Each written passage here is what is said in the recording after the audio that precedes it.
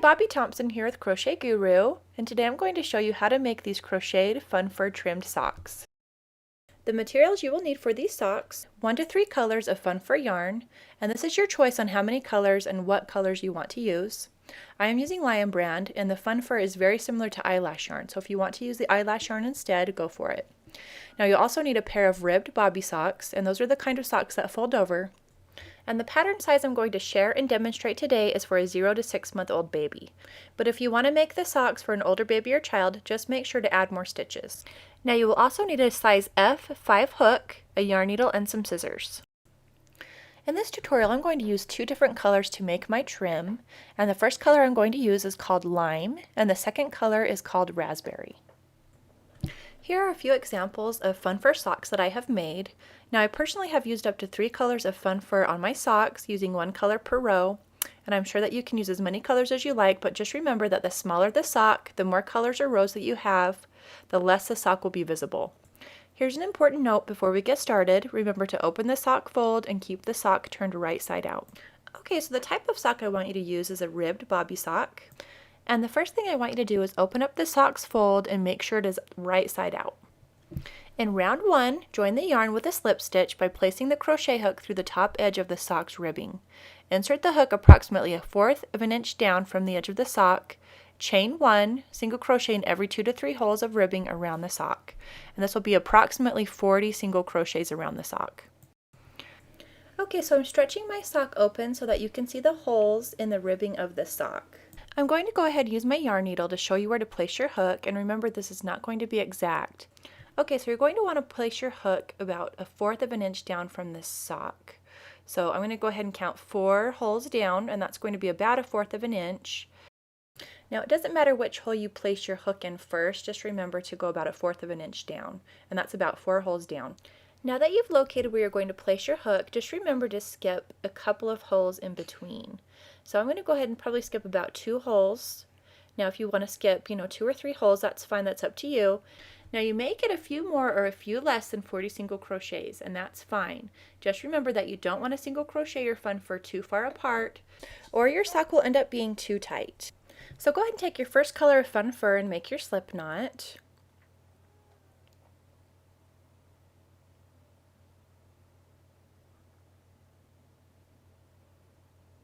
Grab your sock, remember to pull it open so that way you can see the holes in the ribbing. Go ahead and count about 4 holes down and insert your hook into the 4th hole.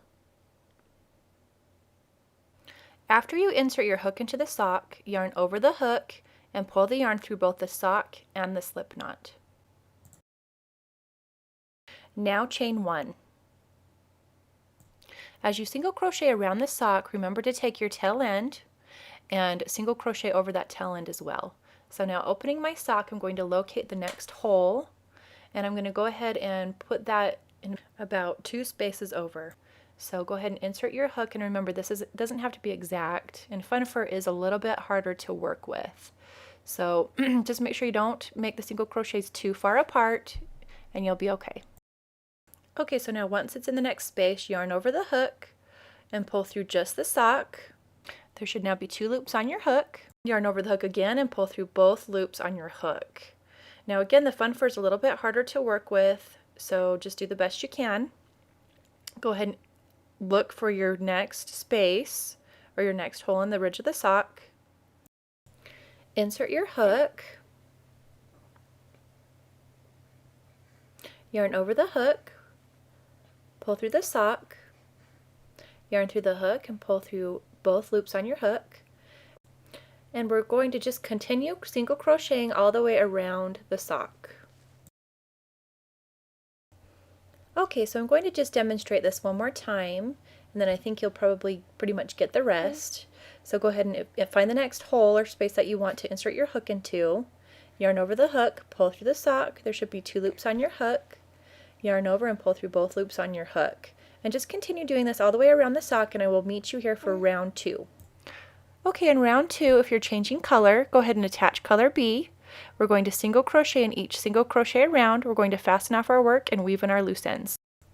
Now remember to not fasten off your work yet if you choose to make a 3rd row or use a 3rd color. Now that we're done with round 1, you should have close to about 40 single crochets. Now if you have a few more or a few less, that's fine. So go ahead and grab your scissors, cut the tail end of your yarn, leaving about 4 or 5 inches of yarn. Now you do not have to fasten off the yarn yet. Instead, go ahead and grab your new color, fold the new color in half, leaving a few inches left on the tail end, and place it onto your hook. Now pull the new color through the last color's loop on your hook, and pull both of the tail ends tightly. Now go ahead and chain 1. Now crocheting with fun fur, especially on this next row, is going to be more difficult. So instead of just looking for the next single crochet space, you may have to use your fingers to feel where it's located. Now you may end up missing a couple of single crochets from the first row, and that happens, so don't worry too much because it won't even be noticeable. Now another thing to keep in mind is that you can either crochet over your tail ends or just weave them in later with a yarn needle, and I'll show you how to do that later. Okay, so when you locate the next single crochet space, go ahead and insert your hook. Now yarn over your hook and pull through the stitch. There should be 2 loops on your hook. Yarn over again and pull through both loops on your hook. So go ahead and fill for the next single crochet space. And again, it's a little bit tougher, so just kind of fill around for it. Go ahead and insert your hook again.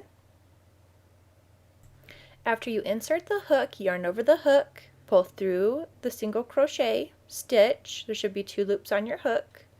Yarn over the hook again and pull through both loops on your hook.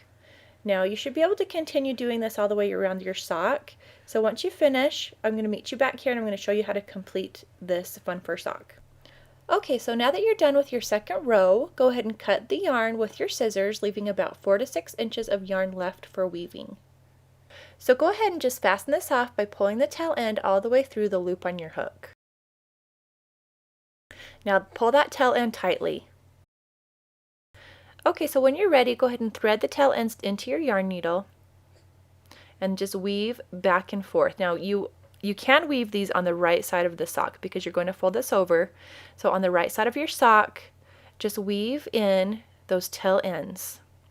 And I just kind of weave them in back and forth, in and out of the same stitches. And then just make sure you do that with all of your tail ends. Okay, so now that we're done weaving in all the tail ends, go ahead and fold your sock over. Now once you fold your sock over, you can grab a yarn needle and pull out more of the fun fur that has been crocheted in with the main strand. This will make your sock fuller if that's what you prefer. Okay, so before I go, I just want to show you what my finished fun fur socks look like. For the written pattern and more fun fur sock color ideas, click on the link in the description box below. Thank you for watching this tutorial, and I hope you have a great day.